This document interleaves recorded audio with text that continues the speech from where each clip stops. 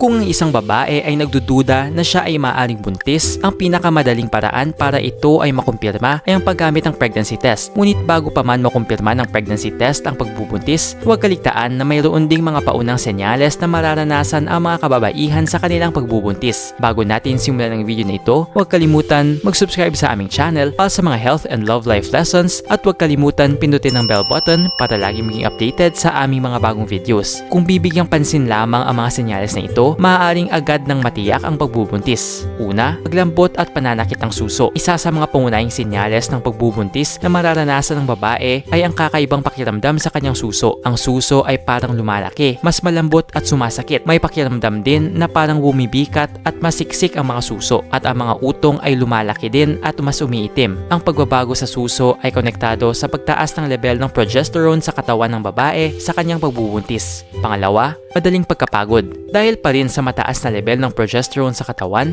mas madaling napapagod ang nagbubuntis na babae.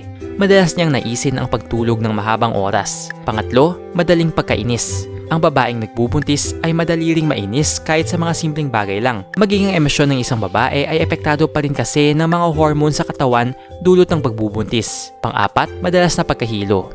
Ang madalas na pagkahilo ng nagbubuntis ay maaaring konektado sa hormones o kaya sa mababang presyon ng dugo na madalas maranasan ng buntis. Dapat pa ring ipahinga ang ganitong kondisyon at ikonsulta sa OB kung napapadalas ang pagkahilo. Panglima, pagsusuka. Ang pagsusuka, bagaman mas madalas sa huling 3 buwan ng pagbubuntis, ay maaari ding maranasan sa mga unang buwan ng pagbubuntis.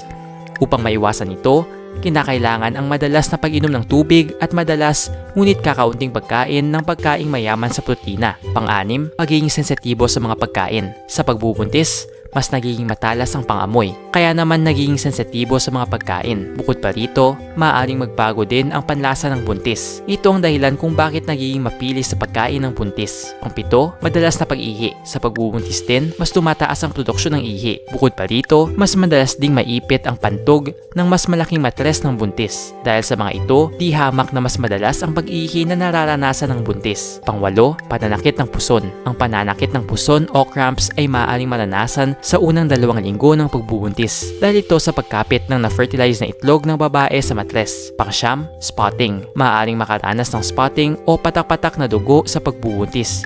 At ito ay normal lamang. Ang unang pagkakataon ay maaaring maranasan din kapag kumapit ang itlog ng babae sa matres. Pang-10, hindi dinatnan. Ang hindi pagdating ng buwan ng dalaw o regla sa babae ay isang malaking senyales ng pagbubuntis. Kadalasan, ito ang pinakaunang napapansin at dahilan upang suriin ang sarili gamit ang pregnancy test. Ang paglaki ng bata sa sinapupunan ang dahilan kung bakit natitigil ang pagreregla sa loob ng 9 na buwan. Nag-enjoy ka ba sa video ito? Please hit the like button and subscribe sa aming channel para sa iba pang video tulad nito. Salamat sa panonood!